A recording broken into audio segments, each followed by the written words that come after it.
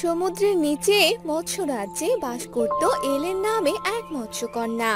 সে ছিল ভীষণ অহংকারী। সে কখনোই কারো কথা শুনতো না, নিজে যা ভালো মনে করত তাই করত।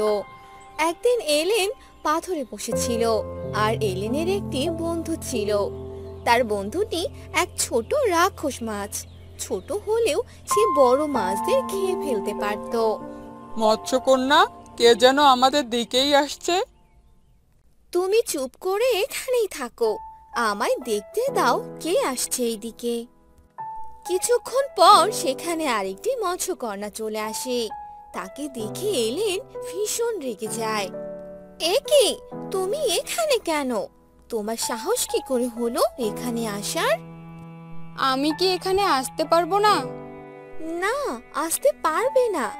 তুমি কেন? এখানে কেউ আসতে পারবে না, কারণ এটা আমার জায়গা। এখানে আমি সব সময় আড্ডা দেই। হ্যাঁ মৎস্যকন্যা, একদম ঠিক কথা বলেছে। এখানে শুধু আমরা থাকবো, আর কেউ থাকবে না। হ্যাঁ, চলে যাও এখান থেকে, না হলে আমি তোমায় আঘাত করতে বাধ্য হব। এরপর সেই মৎস্যকন্যা সেখান থেকে চলে গেল।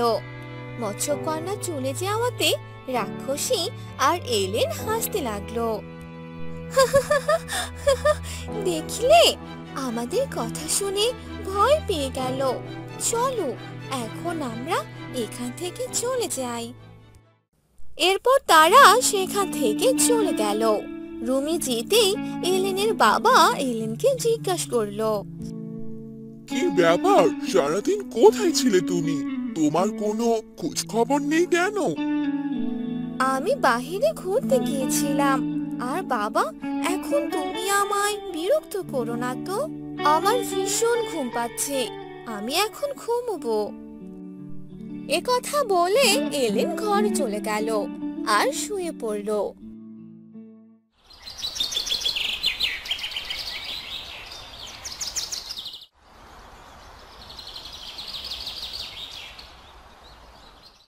পরদিন এলেন তার বন্ধুকে নিয়ে বাহিরে গেল। এলেন দেখতে পেল একটি মৎস্য কুমার তার দিকে এগিয়ে আসছে।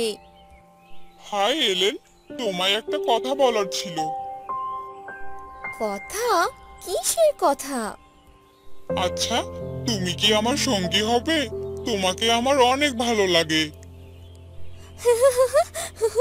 আমার মতো এত সুন্দরী মৎস্যকন্যাকে তুমি তোমার সঙ্গী ভাবলে কি করে?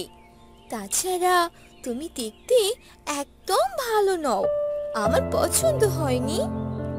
দেখতে অসুন্দর। কি বাজে! তোমরা কি আমাকে অপমান করছো? না, এটা অপমান নয়, যা সত্যি তাই বলেছি। এখন সরে যাও আমাদের সামনে থেকে। তুমি কি সরে যাবে, নাকি আমি তোমার শরীরে কামড় বসিয়ে দিব? চলে যাও এখান থেকে। মৎস্যকুমার তাদের কথা শুনে অনেক লজ্জিত হলো আর সেখান থেকে চলে গেল। আর এলেন হাসতে লাগলো।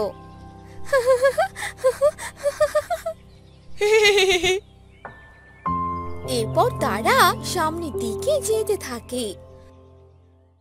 তখনই তারা দেখতে পায় কিছু মৎস্যকন্যা একসাথে বসে আছে। এই চল, আমরা এখান থেকে চলে যাই। এলেন এইদিকেই আসছে, এখানে আর থাকা যাবে না। এ কথা বলে তারা সেখান থেকে চলে গেল। এলেন আর রাক্ষসী সে জায়গাতে এলো। এটা কি হয়ে গেল মৎস্যকন্যা? ওরা তো আমাদের দেখে চলে গেল। ওরা হয়তো আমাকে দেখে ভয় পেয়েছে, তাই চলে গেছে। কোনো ব্যাপার না, এখানে তুমি আর আমি থাকবো, আর দুজনে বসে আড্ডা দিব। আমরা হলাম এখানকার সবচেয়ে সাহসী, তাই না মৎস্যকন্যা? হুম, একদম তাই। এভাবেই অনেকদিন চলে গেল। মৎস্যকন্যা এলেন সবাইকে অনেক কথা শোনাতো। এর জন্য কেউ আর এলেনের সাথে কথা বলতো না। এভাবেই এলেনের দিন কাটতো।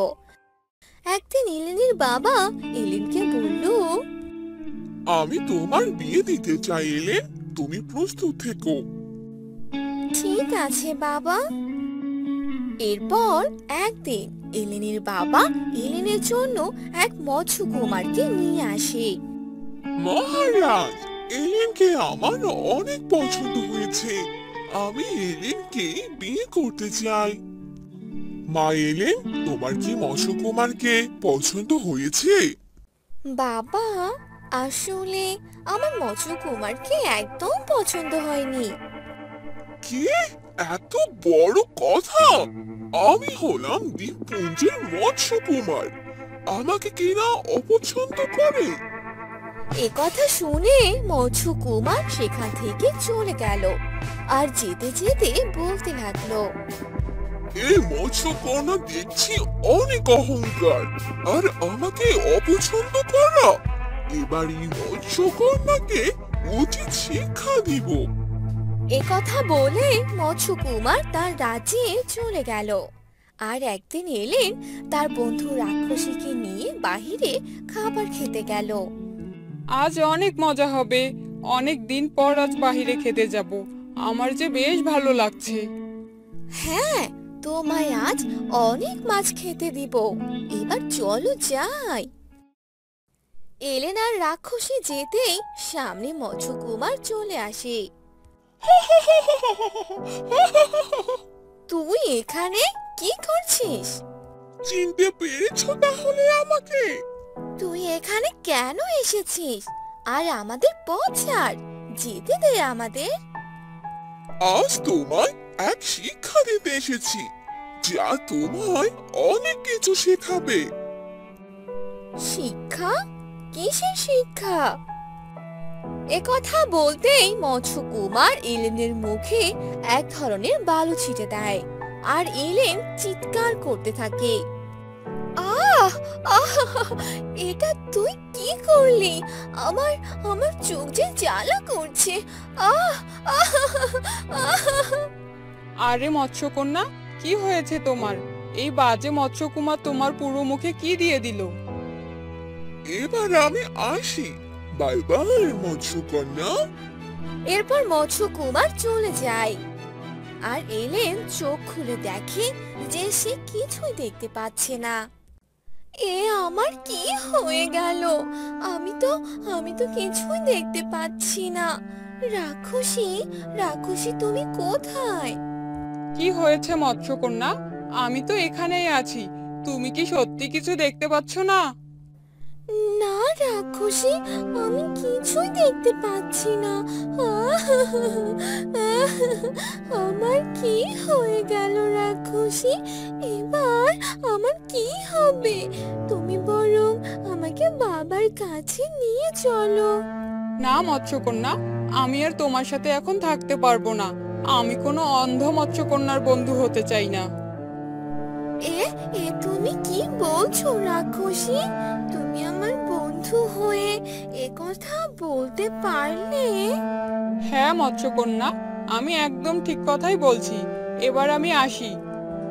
এ কথা বলে রাক্ষসী সেখান থেকে চলে গেল। মৎস্যকন্যা রাক্ষসীর কথা শুনে ভীষণ কষ্ট পেল। বাবা, কোথায় তুমি? আমাকে নিয়ে যাও বাবা, আমি যে কিছুই দেখতে পাচ্ছি না। ও, তাহলে এই ব্যাপার। এলেন তাহলে অন্ধ হয়ে গেছে। কি ব্যাপার এলেন, তুমি দেখছি অন্ধ। এবার তাহলে তোমার অহংকারের পরিণতি হলো। মৎস্যকন্যা, তুমি কি আমাকে আমার বাবার কাছে নিয়ে যেতে পারবে? দুঃখিত এলেন, আমি তোমাকে সাহায্য করতে পারবো না।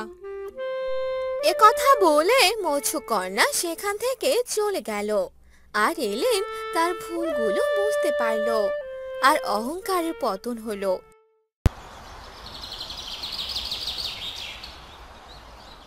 একটি সমুদ্রে বাস করত জ্যাকলিন নামে এক মৎস্যকন্যা। তাদের একটি বড় রাজ্য ছিল। তারা সেখানে খুব আনন্দে দিন কাটাচ্ছিল। সেই রাজ্যে জ্যাকলিন তার মায়ের সাথে থাকতো। মা, শুনলাম আজ মহারাজের বাসায় অনুষ্ঠান আছে। চলো না মা, সেখানে যাই। সেখানে আজ অনেক খাবারের আয়োজন করা হয়েছে। হ্যাঁ রে মা, সেখানে অনেক খাবার থাকবে। আজ থেকে মহারাজার মেয়ের জন্মদিন, কিন্তু আমরা সেখানে যেতে পারবো না। কেন যেতে পারবো না মা? আমি সেখানে যেতে চাই। কারণ সেখানে সব ধনী মৎস্যকন্যারা যাবে, কিন্তু আমরা তো ধনী নই রে মা, আমরা তাই যেতে পারবো না। কিন্তু আমার সেখানে যেতে অনেক ইচ্ছে করছে মা, আমি ওখানে যাবই। মৎস্যকন্যা জ্যাকলিন তার মায়ের কোনো কথা শুনলো না আর মহারাজার রাজপ্রাসাদে প্রবেশ করলো। জ্যাকলিন দেখতে পেল সেখানে অনেকেই এসেছে আর তাদের দেখতে ভীষণ সুন্দর লাগছে। বাবা, ও কে? ওকে তো চিনতে পারলাম না, তোমার বন্ধুও তো নয়। আর আমিও তো ওকে নিমন্ত্রণ করিনি। তাহলে আসলো কি করে?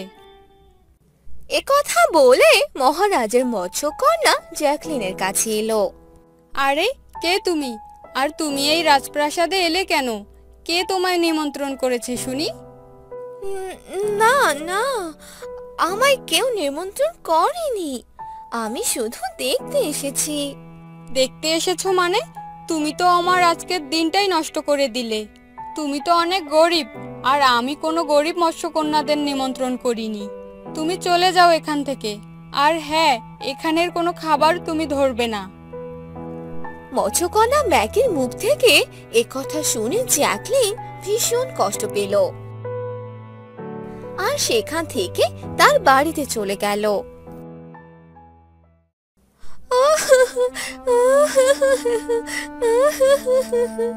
কি রে মা, তুই এভাবে কান্না করছিস কেন? কি হয়েছে তোর? মা জানো, মৎস্যকন্যা ম্যাকি আজ আমায় অনেক অপমান করেছে, অনেক কথা শুনিয়েছে, গরিব বলে খোঁটা দিয়েছে। এজন্যই তো তোকে যেতে নিষেধ করেছিলাম, কিন্তু তুই তো আমার কোনো কথাই শুনলি না। মা, আমিও ম্যাকির মতো সুন্দর পোশাক পরতে চাই, ভালো ভালো খাবার খেতে চাই। তা কি করে হয় মা? আমরা তো ম্যাকিদের মতো ধনী নই। আমার এই স্বপ্নটা যদি সত্যি হতো তাহলে আমি অনেক আনন্দ পেতাম। এত ভাবিস না মা, একদিন দেখবি তোর স্বপ্নও সত্যি হয়ে যাবে। মৎস্যকন্যা জ্যাকলিন গরিব হলেও সে ছিল ভীষণ সুন্দরী।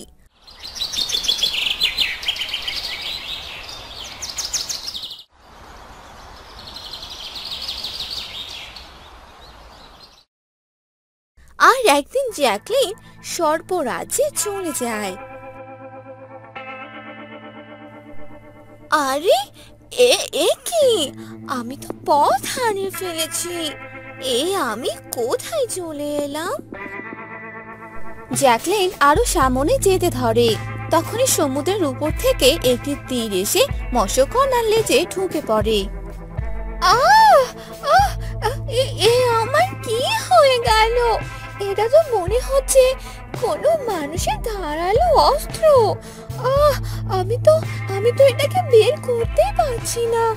আহ আহ এরপর জ্যাকলিন একটি পাথরের কাছে এসে বসে পড়ল আর অনেক ব্যথা পাচ্ছিল।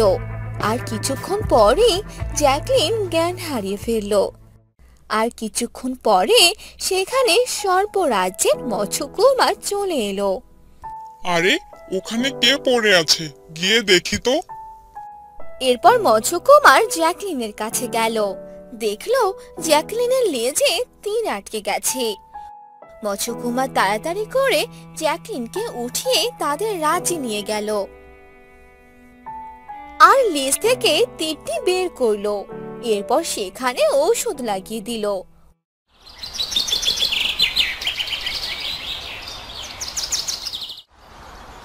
পরদিন সকালবেলা। আমি কোথায়? আমার লেজ! আরে এ কি? আমি তো একদম সুস্থ হয়ে গেছি। এ কি মৎস্যকন্যা, তুমি দেখছি উঠে পড়েছো। এখন তোমার কেমন লাগছে? হ্যাঁ, আমি একদম ঠিক আছি। কিন্তু তুমি কে, আর আমি এখানে কি করে এলাম?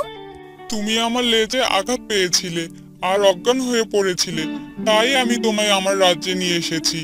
আর এখন তুমি একদম সুস্থ। তোমায় অনেক ধন্যবাদ মৎস্যকুমার, আমার জীবন বাঁচানোর জন্য। মৎস্যকন্যাটি অনেক সুন্দর। এবার আমি চলে যাই, মা হয়তো আমার জন্য ভীষণ চিন্তা করছে। এরপর জ্যাকলিন সেখান থেকে চলে গেল। এভাবেই অনেকদিন কেটে যায়।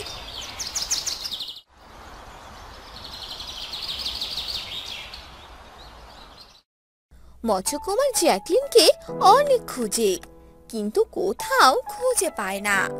আর ম্যাকির সাথে তার বিয়ে ঠিক হয়ে যায়। জানিস, স্বপ্নরাজ্যের মৎস্যকুমারের সাথে ম্যাকির বিয়ে ঠিক হয়েছে। সর্পরাজ্য? মা, এই জায়গাটা মনে হয় আমি গিয়েছিলাম। কেন যেন নামটা অনেক চেনা চেনা লাগছে। কি বলিস? তুই কি করে চিনবি? ওটা অনেক বড় রাজ্য, আর সেই রাজ্যের মৎস্যকুমারের সাথে ম্যাকির বিয়ে হবে। তাহলে তো অনেক ভালো মা। হ্যাঁ রে মা, কাল ওদের বিয়ে। একথা বলে জ্যাকলিনের মা চলে গেল।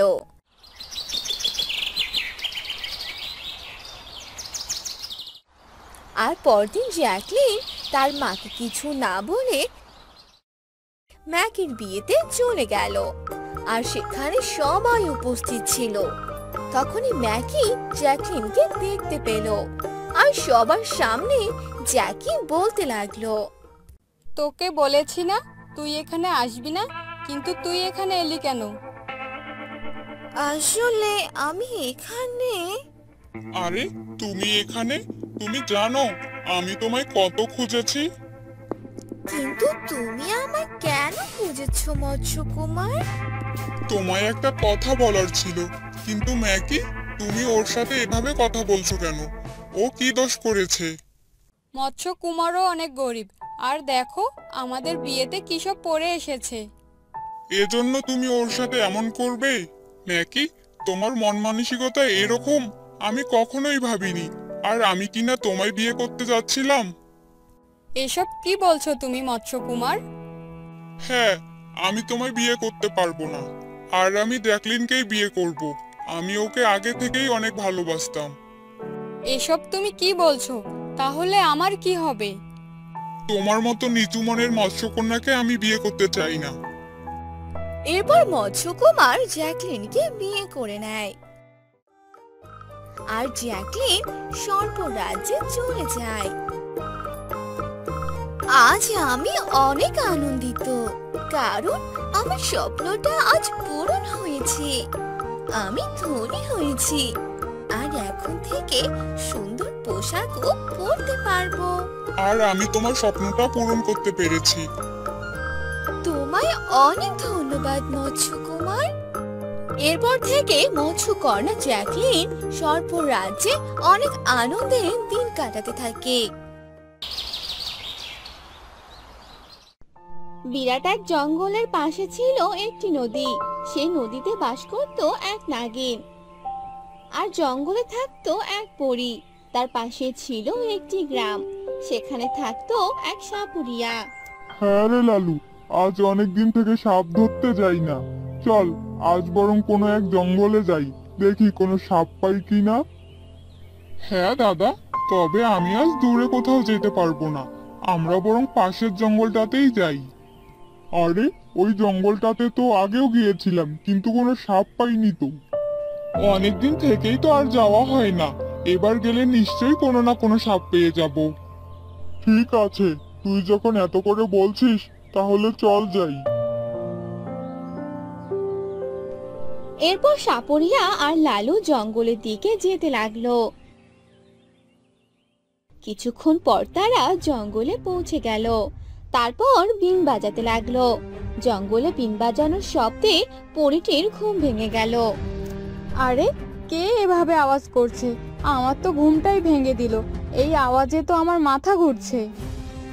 এ কথা বলে পরী বিনের শব্দ শুনে সাপুরিয়াদের পিছু গেল। দেখতে পেল সেখানে দুজন লোক দাঁড়িয়ে আছে আর একজন বিন বাজাচ্ছে। আরে এরা তো মানব জাতি, কিন্তু এখানে এরা কি করছে? না না, এদের সামনে যাওয়া যাবে না। এরা যদি আমায় দেখে তাহলে আমার বিপদ হয়ে যাবে। এসব বলে পরী আড়াল থেকে তাদের কাজকর্ম দেখতে থাকে। কিছুক্ষণ পর সাপুরিয়ারা একটি সাপ ধরে ফেলে।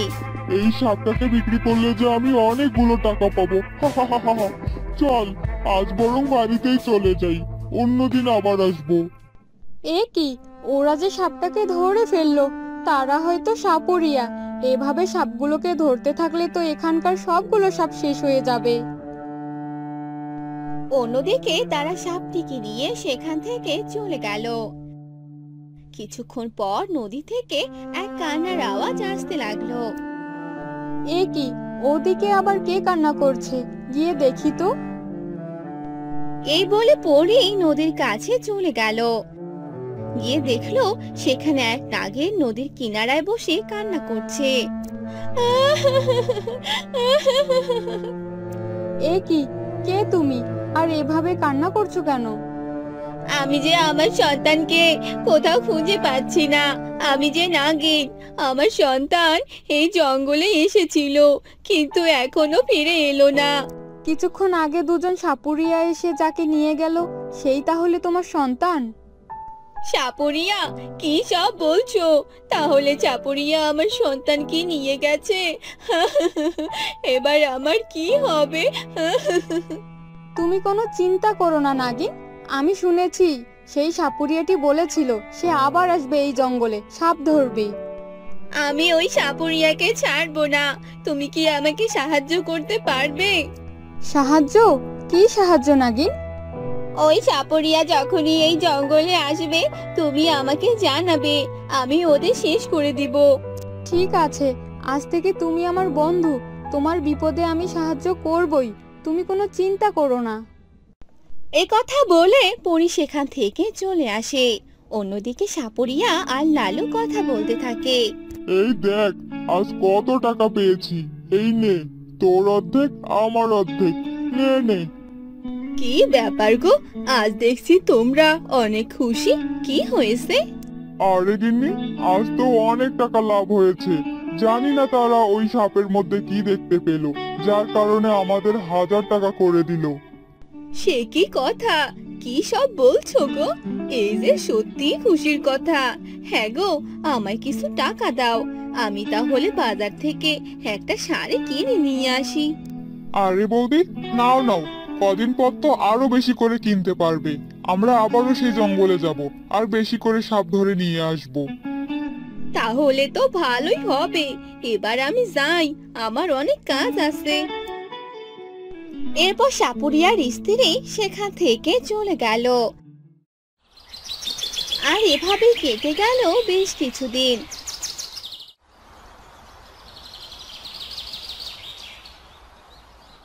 আর একদিন লালু এসে সাপুরিয়াকে বলতে লাগলো। আরে দাদা, যে টাকাগুলো পেয়েছিলাম সেগুলো তো শেষ হয়ে গেছে। এবার তো সাপ ধরতে যেতেই হবে, চলো যাই। ঠিকই বলেছিস, চল তাহলে জঙ্গলে যাওয়া যাক। এরপর তারা জঙ্গলের দিকে চলে যায়। আর সেখানে থাকা পরীটি তাদের দেখে ফেলে আর নাগিনের কাছে চলে যায়। নাগিন, নাগিন, কোথায় তুমি? তুমি কি আমার কথা শুনতে পাচ্ছো? কি হয়েছে পরী, তুমি আমায় ডাকছো কেন?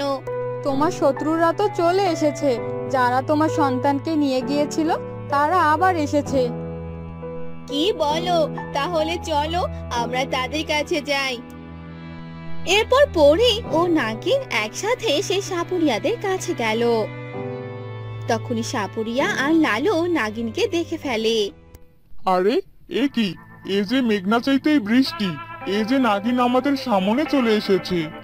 তাই তো দেখছি রে লালু, একে বিক্রি করলে যে আমরা অনেক টাকা পাবো। তোর আশা কখনোই পূর্ণ হবে না শয়তান, তোকে আজ আমি ছাড়বো না, আজ তোকে মেরে ফেলবো। এ কথা শুনে সাপুরিয়া তার বিন বাজাতে থাকে আর তখনই নাগিনের মাথা ঘুরতে থাকে। এসব দেখে পরি ভাবতে লাগলো, না না, এবার আমাকেই কিছু একটা করতে হবে, এই বিনটাই ভেঙে ফেলতে হবে। এ কথা বলতেই পরি তার জাদু দিয়ে বিনটা ভেঙে ফেলে। এ কি, আমার বিনটা যে ভেঙে গেল, এবার কি হবে? হ্যাঁ দাদা, এবার তো নাগিন আমাদের মেরে ফেলবে। চলো দাদা, পালাই। এই বলে যখনই তারা পালাতে যাবে ঠিক তখনই নাগিন তার লেজ দিয়ে তাদের ধরে ফেলে। আহ, ছাড়ো ছাড়ো আমাদের। আহ, আমার গলায় যে অনেক লাগছে, আমি যে নিঃশ্বাস নিতে পারছি না। তোরা আমার সন্তানকে আমার কাছ থেকে কেড়ে নিয়েছিস, আজ তোদের মেরে ফেলবো। আমাদের ভুল হয়েছে, আমাদের ছেড়ে দাও। না, তোদের ছাড়বো না, তোদের আমি মেরে ফেলবো। আমি যা বলি তাই করি। এ কথা বলেই নাগিন তাদের মেরে ফেলে আর তারা দুজন মারা যায়। তোমায় অনেক ধন্যবাদ পরি, তুমি আমার জীবন বাঁচিয়েছো আর আমি আমার প্রতিশোধ পূর্ণ করতে পেরেছি। তোমায় অনেক ধন্যবাদ বন্ধু। না বন্ধু, আমাকে ধন্যবাদ দিতে হবে না, আমি তো তোমার বন্ধু, তোমার সব বিপদেই আমি আছি। এবার তাহলে আমি আসি। এ কথা বলে নাগিন আর পরি তাদের আস্তানায় চলে যায়।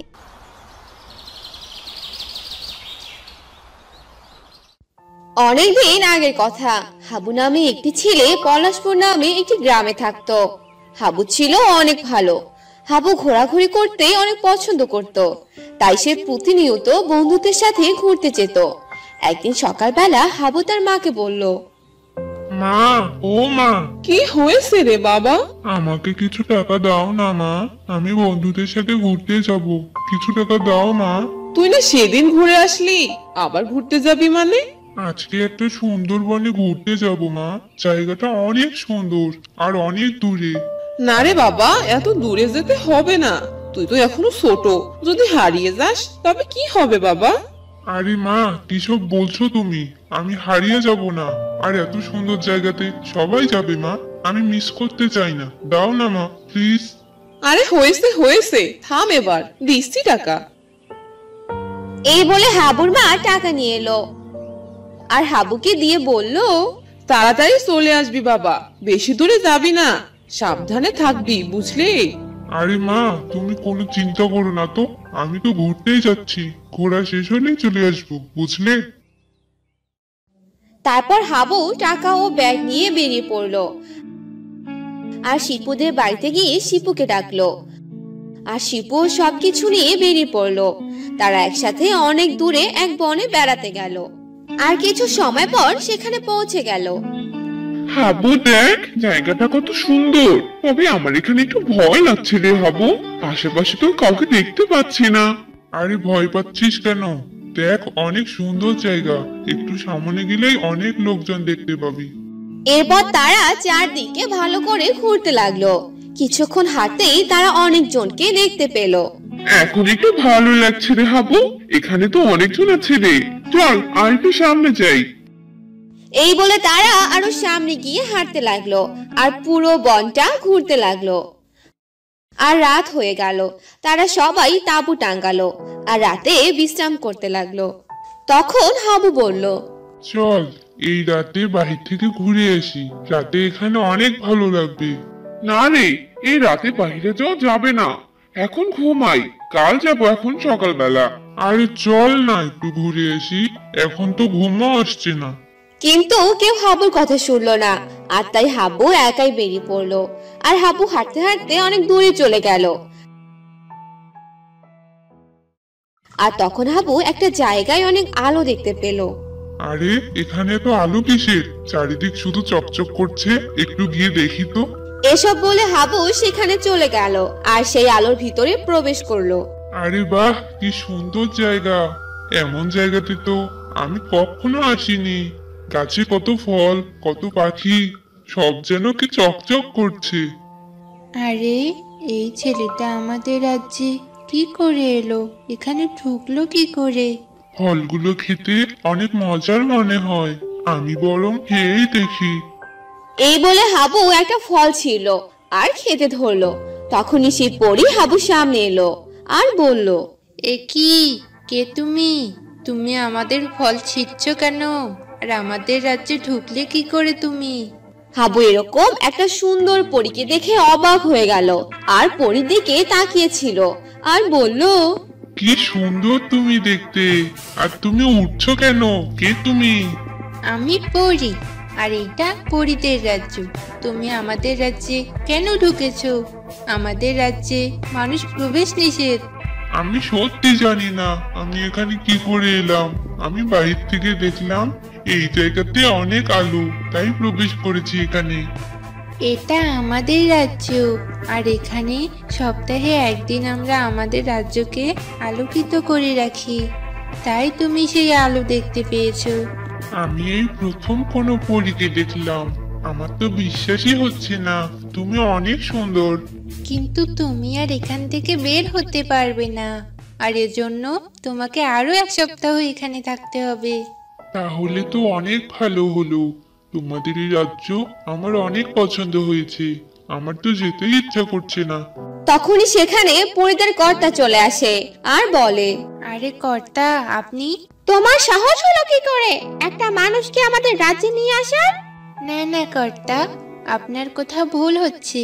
আমি একে নিয়ে আসিনি, সে নিজেই এখানে চলে এসেছে। তারা এদিকে কথা বলছিল। অন্যদিকে হাবুর বন্ধু শিপু বলল, কি ব্যাপার, রাত তো অনেক হলো কিন্তু হাবু তো এখনো এলো না। আমি বরং ঘুমাই, হাবু ঠিকই চলে আসবে। এই ছেলে, তুমি এখানে কি করে এলে শুনি? তখন হাবু সব কথা খুলে বলল। তখন কর্তা বলল, তুমি একটা বাচ্চা ছেলে, তাই তোমার কোনো ক্ষতি করলাম না। সময় হলে এখান থেকে চলে যাবে, এই বলে দিলাম। তারপর সেই পরী দুটো সেখান থেকে চলে গেল আর হাবু সেই পরীর রাজ্য ঘুরে ঘুরে দেখতে লাগলো আর তার বন্ধুদের কথা হাবু ভুলেই গেল। পরদিন সকালে হাবুর সব বন্ধু হাবুকে খুঁজে না পেয়ে যে যার মতো বাড়িতে চলে গেল।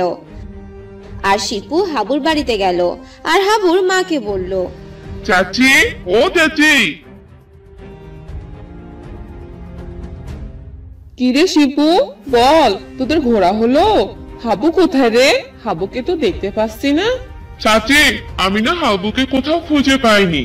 আমরা সবাই মিলে অনেক খুঁজেছি, কিন্তু কোথাও পাইনি। এসব কি বলছিস রে শিপু? কোথাও পাসনি মানে? আমার ছেলেটা তাহলে কোথায় গেল? এসব বলে হাবুর মা কান্না করতে থাকে। অন্যদিকে হাবু পরীর রাজ্যে ঘুরতে থাকে আর অনেক মজা করতে থাকে।